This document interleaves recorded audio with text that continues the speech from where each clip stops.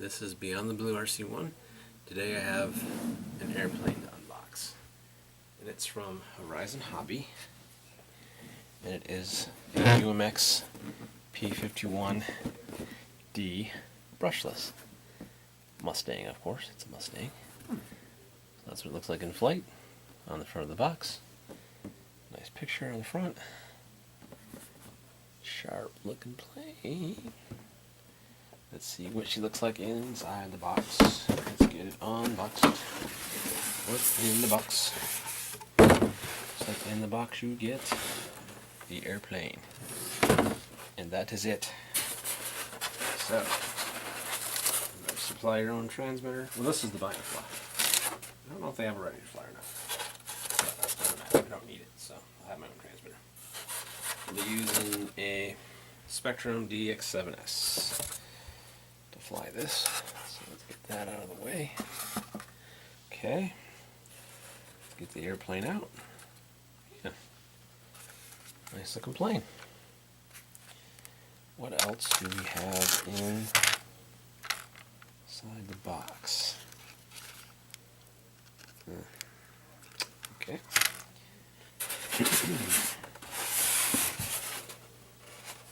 We have some Velcro there, and the manual. And that's really it. So I did buy my own batteries. I have full Horizon batteries. They recommend a 2-cell 7.4 volt 200 milliamp. I went with a 2-cell 7.4 volt 280 milliamp. That's the max they call for. So 200 to 280 is what they call for. I went with max power I can get, 280 30C. So that's the battery I went with. I've already put some Velcro on it, the hard side, because I believe the soft side's already installed. Yep, the hard side's already installed, so we'll just shove this battery in. Just get a feel for how much more it weighs with a battery in there. Let's get that in there. Shove that in there. All right. And a little heavier, not bad. Not bad. Nice paint scheme. Similar to the original as far as the paint scheme goes. Nice 4-bladed prop. Nose cones foam. I would have preferred plastic, but foam will do. So we got a little intake right here. Is it functional? Maybe, I don't know, it's hard to tell. Might be getting some air through there, I can't tell if that's just... Yeah, I don't think it's functional. Oh, yeah, it is, yep, I can see the motor there. So nice little functional air scoop up front. Cool. Canopy's coming loose a little bit, I'm going to have to put some tape on that. So there are some QA issues with this I've already seen, so I got to put some tape on that. Scotch tape. Packaging tape actually probably better. I'll use some of that clear packaging tape that I have. I got a little crease on this elevator already. I don't know if you can see that. And the foam, that's a little bit frustrating. It's not anything I can't fix. But it's a little annoying. I don't know if that happened when I just pulled it out. Maybe I did that when I pulled it out. Oh, I straightened it out though. It's fine. It's just... Oh well, no big deal. Looks like we got some guns molded into the foam up front. It's pretty cool. Alright. Landing gear. Pretty sharp. Rolls, like it should.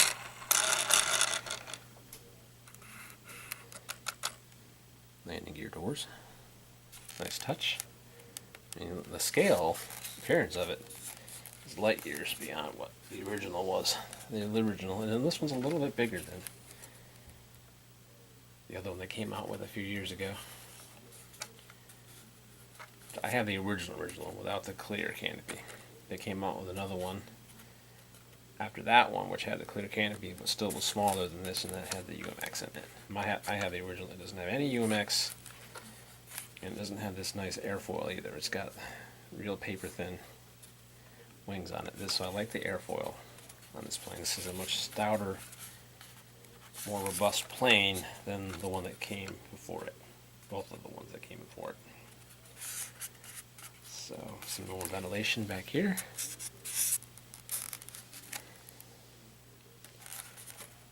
Yeah, there's a few little touch-ups I'm going to have to do. I don't really see anything else wrong with the wings. I'll have to get it bound to my transmitter, and I mean this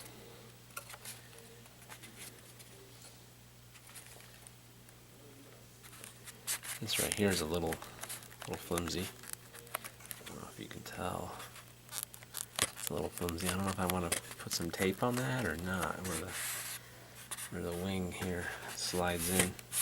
There's no tape here on this seam here. I don't know. I might not worry about it. Looks like it's just glued in place. I'm guessing. I think I might put a little bit of tape there. Yeah, I think I might do that just a little bit. Just make me feel better. So that's the plane. Yeah. Nice looking P-51. Now we got the manual. Your standard manual, I'm sure.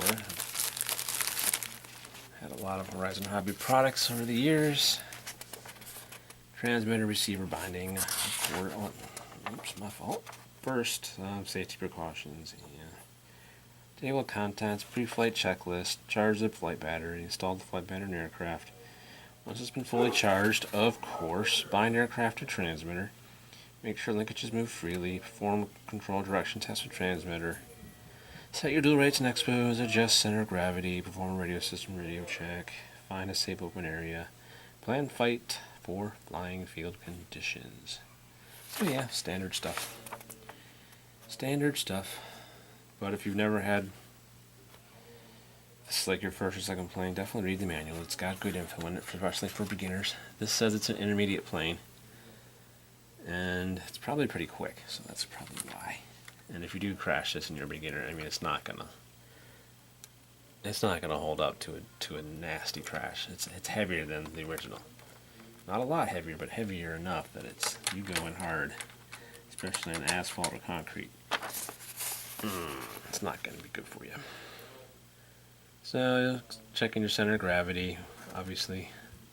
It says 40 millimeters from the leading edge of the wing. And that's usually behind the landing gear. It looks like there's, you can tell by the picture, it's about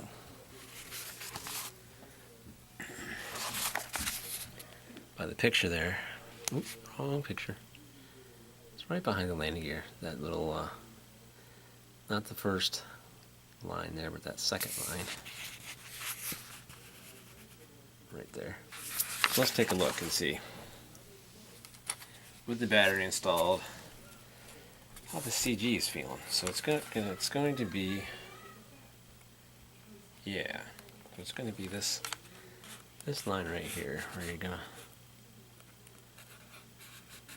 right? Yeah.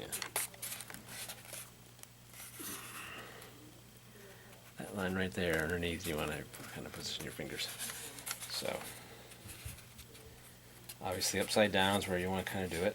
And it looks like, yeah, we're nose heavy, which means the battery's gonna have to come back some. I did get a bigger battery than the one they called for, so I'll probably have to slide the battery a bit back.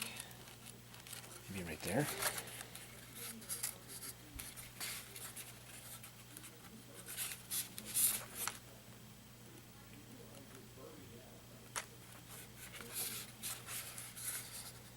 So, we're getting there. Still a little nose heavy. I'd rather be a little tail heavy than nose heavy. How's that feel?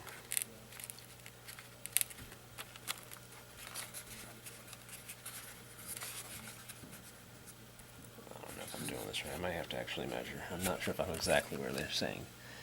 It says 40 millimeters from leading edge. So I'm pretty sure I'm in the right spot. I can always put some more tape down on the other side if I have to. So, I don't know. It's not my favorite thing, trying to get the CG down. They say you're supposed to... I don't know, I hate doing this. This is... There we go. Okay. Yeah. Okay, that doesn't feel too bad. And that's with the battery almost all the way back. So my fingers are about where they say to put them, which is right about here. And here. And you put the battery a little bit further. I don't think I have my hands in the right spots. Put the battery back where I had it. Like that. Let's see how that works. Alright, one finger there.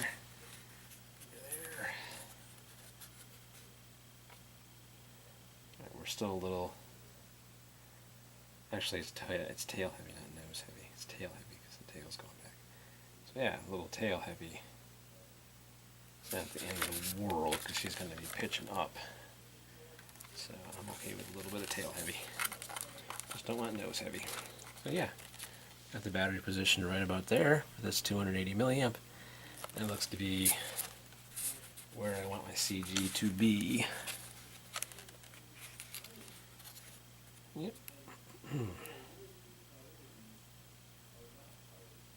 Looks pretty good. Not bad. Alright, so yeah. I need to program my transmitter, bind her up, fix a few little things that are kind of not sitting right with me with some tape. And then with a little nicer weather, get a Flite in. So, before I forget, there are a few other things in the manual. The AS3X direction test has to make sure that your AS3X is working properly.